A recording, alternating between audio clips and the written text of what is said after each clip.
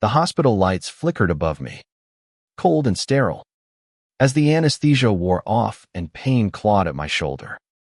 I was 24, alone in a city that didn't know my name, and the surgeon's words echoed. 6 weeks. No movement. My heart sank. But then Ethan's voice cut through the haze. Steady as always, promising he'd be there. I met Ethan Caldwell 3 years ago at a dive bar in Portland, Oregon, where I was nursing a cheap beer and a bruised ego after a failed audition. He slid onto the stool next to me, his brown curls falling into his eyes, and offered a lopsided grin that felt like sunlight breaking through clouds. "Bad day?" he asked, and somehow, that simple question unraveled me. We talked until last call, about music, dreams, and the way cities could feel like cages. Ethan was a paramedic, grounded but restless, with a laugh that made my chest ache. I was Julian Torres, a struggling guitarist with a chip on my shoulder and a past I kept locked tight. Now, post-surgery, I was back in my cramped apartment, my right arm useless in a sling, and Ethan was my lifeline. He showed up that first night with a duffel bag and a stubborn insistence to stay. "You can't even open a can of soup, Jules," he said, his hazel eyes glinting with humor but laced with something deeper, something I wasn't ready to name. I argued, hating the idea of being a burden. But he just shrugged and started unpacking groceries like he'd already moved in. The first week was a blur of painkillers and awkward dependence. Ethan cooked, cleaned, and changed my bandages with a gentleness that made my throat tight. I'd watch him, his hands steady as he worked, and feel a dangerous warmth creeping into my chest. I'd spent years building walls growing up in a small Texas town where being queer was a secret you buried deep, but Ethan had a way of slipping past them. Still, I kept my distance, clinging to the lie that I didn't need anyone. It was the bath that broke me. On day 8, I couldn't stand the grime anymore. My hair was greasy, my skin itched, and I felt less human by the hour. Ethan noticed. Of course, always noticed. "You need a bath," he said, matter of fact, leaning against the kitchen counter with a mug of coffee. I laughed, sharp and bitter. "Yeah? With what arm?" He didn't flinch, just set down his mug and said, "I'll help you." My stomach twisted. The idea of him seeing me that vulnerable, naked, weak, exposed sent panic spiking through me. "No way," I snapped. But he crossed his arms, unfazed. "You're not going to feel better until you're clean, Jules. Let me help." His voice was soft but firm, and I hated how it made my resolve waver. The bathroom was small, the air thick with steam as Ethan filled the tub. I stood there, heart pounding, as he turned to me, his expression unreadable. "I've seen worse as a paramedic," he said, trying to lighten the mood.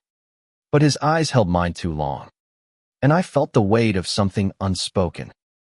I stripped down to my boxers, my cheeks burning, and let him guide me to the edge of the tub. His hands were careful, professional almost, as he helped me sit. But every touch sent sparks across my skin. He knelt beside me, a sponge in hand, and started washing my back. The warm water and his steady movements were soothing, but my pulse raced. I kept my eyes on the tiles, counting cracks to distract myself from the way his fingers brushed my skin. "You don't have to do this," I muttered, my voice rough. He paused, the sponge still against my shoulder. "I want to," he said quietly, and the words hung heavy between us. Then his hand slipped. Just a fraction, the sponge dipping lower than intended, grazing my side. I froze, my breath catching as his fingers lingered for a heartbeat too long. Our eyes met, and the air shifted electric. "Dangerous." "Sorry," he whispered, but he didn't pull away, and I didn't want him to. My walls, the ones I'd built so carefully, cracked under the weight of that moment. I wanted to lean into him, to let go, but fear clawed at my fear of what it meant, of what I'd lose if I let myself fall. "Ethan," I started, my voice barely audible, but the doorbell rang, sharp and jarring. He stood quickly, the moment shattered, and muttered something about getting it. I sat there, water dripping, heart hammering, wondering what the hell I'd almost done. When he came back, his face was tight, his usual warmth replaced by something guarded. "It was your neighbor," he said, tossing a package onto the counter. "She saw me coming in every day. Asked if I was your boyfriend." He laughed, but it was forced, and my stomach dropped. The word hung between us, unacknowledged but impossible to ignore. That night, I lay awake, replaying the bath, the slip, the way his eyes had searched mine. I'd spent years running from who I was, from the whispers in my hometown, from the fear of being seen. But Ethan was different, saw me, all of me, and didn't look away. And that terrified me more than anything. The days that followed were a tightrope walk. Ethan was still there, still cooking, still changing my bandages.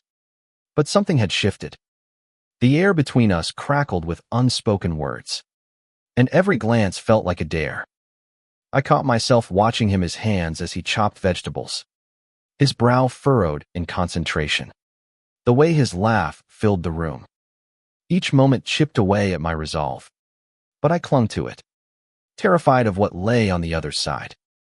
Portland's winter rain battered the windows, mirroring the storm inside me. I'd grown up in a place where love like this was a sin, where my first crucial quiet boy named Miguel had been beaten bloody for less. I'd learned to hide, to deflect, to bury my heart under layers of sarcasm and solitude. But Ethan wasn't Miguel, and Portland wasn't Texas. Still, the fear lingered, a shadow I couldn't shake.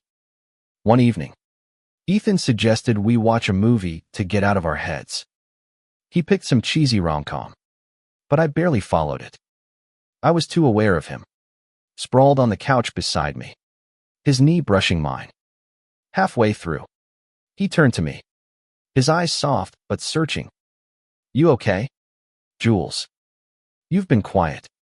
I shrugged, my throat tight. "Just tired." I lied, but he didn't buy it. He never did. "Talk to me," he said, his voice low, and I felt the weight of the invitation to let him in. I wanted to. God, I wanted to. But the word stuck. Instead, I mumbled something about painkillers and escaped to my room, my heart pounding like I'd run a marathon. The next morning, I found him in the kitchen, humming softly as he made pancakes. The sight of him, so at ease in my space, hit me like a punch. "Why are you doing this?"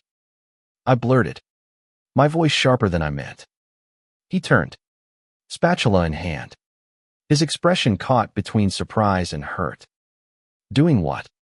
"Making breakfast." "Everything," I said, my voice cracking. "Staying here, taking care of me, acting like." I stopped. The words too dangerous. He set the spatula down, his eyes steady. "Like what?" "Julian." My name in his mouth felt like a caress, and I hated how it unraveled me. I shook my head, turning away, but he stepped closer. "I'm here because I care about you," he said, his voice raw. "Is that so hard to believe?" I wanted to scream that it was, that people didn't just care like that. Not for someone like Mesamion who'd spent years running from himself. But I couldn't say it. Not when he was looking at me like I was worth something. Instead, I muttered, "I don't need your pity," and stormed to the bathroom, slamming the door. The truth was, it wasn't pity I was afraid of. It was the way he made me feel seen, wanted, alive. I'd spent so long convincing myself I didn't deserve that. And now here he was, tearing down every defense I had. That night, he knocked on my door, his silhouette framed by the hallway light. "Can we talk?" he asked, and I nodded, too tired to fight. He sat on the edge of my bed, his hands clasped tight. "I'm not trying to push you," he said, "but I'm not going anywhere either. Not unless you tell me to." His honesty hit me hard, and for the first time, I let myself wonder what it would be like to stop running. The next day, I woke to find a note on the counter. "Gone to work. Back tonight. Don't do anything stupid with that arm." I smiled despite myself, but the moment was short-lived. My phone buzzed with a text from my sister. "Maria? Back in Texas. Heard you're hurt. You okay?" Mom's asking. My stomach twisted. Mom hadn't spoken to me since I came out at 19. Since she told me I was choosing a path to hell. I texted Maria back, keeping it vague, but her message stirred up old wounds. When Ethan got home, he found me staring at the wall, my guitar untouched in the corner. "Bad day?" he asked, echoing our first meeting. I laughed, bitter, and told him about Mom, about Texas, about the weight of being someone's disappointment. He listened, his eyes never leaving mine. And when I finished, he said, "You're not a disappointment, Jules. Not to me." His words broke something in me, and before I could stop myself, I reached for his hand. His fingers closed around mine, warm and steady, and for a moment, the world didn't feel so heavy. But then my phone rang Maria again. Her voice panicked. "Jules, Mom's in the hospital. You need to come home." The call from Maria shattered the fragile peace I'd found with Ethan. Mom was in the hospital, heart attack. Critical condition. I booked a flight to Texas that night, my mind a tangle of guilt and dread. Ethan insisted on coming with me, his jaw set in that stubborn way I'd come to know. "You shouldn't do this alone," he said, and I didn't have the strength to argue. The flight to Dallas was tense, the hum of the plane doing nothing to quiet my thoughts. Ethan sat beside me, his hand resting on the armrest, close enough to touch, but not quite. I wanted to reach for him, to anchor myself, but the weight of Texas loomed large. I hadn't been back in 5 years, not since Mom's words had cut me to the bone. Now I was returning to a hospital, to a family that didn't want the real me. At the hospital, Maria met us in the waiting room, her eyes red from crying. She hugged me tight, whispering, "I'm glad you're here." Mom was stable but unconscious, and the doctors weren't optimistic. I felt like a stranger in my own skin, standing in that sterile room, watching the woman who'd raised me fight for her life. Ethan stayed close, his presence a quiet comfort, but I could feel the eyes of my relatives' uncles, cousins, people who'd once called me family watching us, judging. Maria pulled me aside, her voice low. "Is he your boyfriend?" The question hit like a slap, not because of her tone, but because of the hope in her eyes. I shook my head, too raw to explain, but the lie felt heavy. Ethan wasn't my boyfriend. Not yet. But he was something more, something I was too scared to name. That night, we stayed at Maria's house, a small ranch-style home filled with memories I'd tried to forget. Ethan slept on the couch, but I couldn't sleep, haunted by Mom's pale face and the things we'd never said. Around midnight, I found him in the living room, staring at the ceiling. "Can't sleep either?" he asked, his voice soft. I sat beside him, our shoulders brushing, and for the first time, I let myself really talk. About Mom, about the church that shaped her, about the boy I'd been, too afraid to be himself. Ethan listened, his hand finding mine in the dark. "You're not that boy anymore," he said. "You're stronger than you think." His words were a lifeline, and when he leaned closer, his breath warm against my cheek, I didn't pull away. Our lips met, tentative at first, then desperate, like we'd both been holding our breath for too long. It was messy, raw, and perfect. And for a moment, I forgot Texas, forgot the hospital, forgot everything but him. But the next morning, reality crashed back. Mom was awake, and Maria insisted I see her. Ethan offered to come, but I shook my head. I needed to face this alone. In her hospital room, Mom looked frail, her eyes searching mine. "Julian," she said, her voice weak. "I didn't think you'd come." I wanted to be angry, to throw her words back at her, but all I felt was grief for her, for us, for the years we'd lost. She reached for my hand, and I let her take it. "I was wrong," she whispered, tears in her eyes. I didn't understand. "I'm sorry." The words broke me, and I cried, not just for her apology, but for the boy who'd needed it years ago. We talked, haltingly, about forgiveness, about love, about the future. It wasn't a fix, but it was a start. When I left her room, Ethan was waiting, his eyes full of questions. I didn't speak, just pulled him into a hug, burying my face in his shoulder. For the first time, I felt like I could breathe. Back in Portland, the world felt different. Mom's apology lingered, a fragile bridge between us. But it was Ethan who anchored me. We didn't talk about the kiss. Not at first. But it changed everything. He was still there, still helping with my recovery. But now his touches lingered.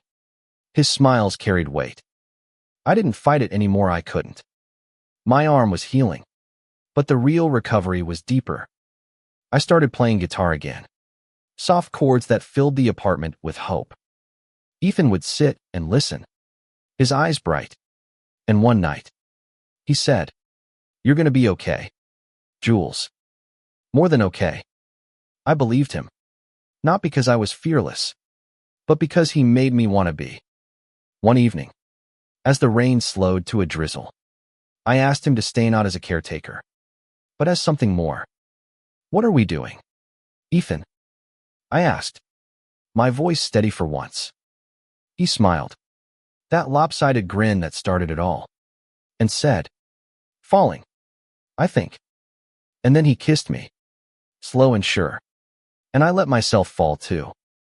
We faced challenge as me family's slow acceptance, my own lingering doubts, the world's judgment, but we faced them together. Ethan taught me that love wasn't just a risk. It was a strength. And when I finally played a gig again, my arm scarred but strong, he was in the front row, cheering louder than anyone. The night we moved in together, I found that old journal from the bathroom, the one I'd scribbled in during recovery. I wrote a new entry. He helped me heal, in every way. And I'm not running anymore. Below it, I taped a photo of us, laughing in the rain, free. Our love wasn't a cure for everything, but it was a beginning. And for the first time, I knew I was enough just as I was.